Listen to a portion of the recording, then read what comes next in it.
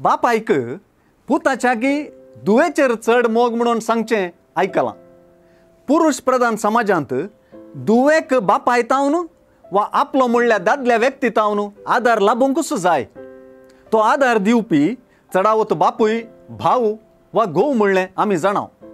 ही गजाल आमच्या समाजांत सत दिसता, पूण जेजूच्या काळाच्या समाजांत मात्र ती गजाल खूब सत वा चड सत। हे दिशेनच आयची सुवार्ता पळोवंक जाय। आयची सुवार्ता बापाय दुवे संबंधाची काणी। एकली 12 वर्सांची अजून बापायच्या राक्षक बावळ्यांक चढ करून चिडकोण आसची। तिने मोरणाचे तणीर आसचे बापाय जायराक सोसना।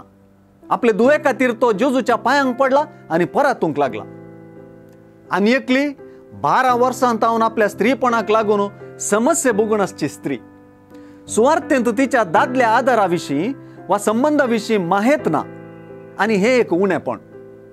तिने सगळ्या वखदाक लागून होगडायला, देखून आर्थीक रितींनी ती संपूर्ण चलवल्या। तिचो समस्या रक्तस्राव असो देखून सामाजीक रितीन ती भैरोडी जाल्या।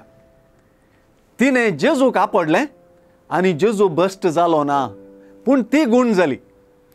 आनी तिने दुडू करसूची गरज पडची ना, कित्याक सुवार्ता तिच्या रक्ताची जर सुकली म्हणटा।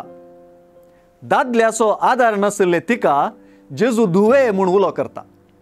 सुवार्थेंत जेजू तिका बापायच्या जाग्यार रावन विशेष हुस्को दाखयता।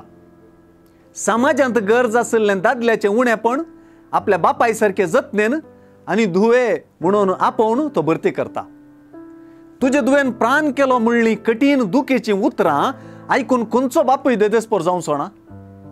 असल्या बापूय जायराक तूं कांय भियेनाका, तुवें सत म्हणल्यार मात्र सई म्हणल्या उतरांनी बुजोवन शेकीन त्या बापाय समकारच ताचे दुवेक हात दिवन उखलता। आज जेजू थंय बापायचें काळीज जळकता। एका बापायक आपले दुयेचो असो हुस्को समजूनचें मोनी जेजू थंय जळकता। आयची बापूय दुवेची सुवार्ता आमकां जेजूच्या बापाय सारक्या काळजाची गरज आसा म्हूण दाखोवची। ही सुवार्ता स्त्री आनी पुरुषाक एकसारकी लागू जावची।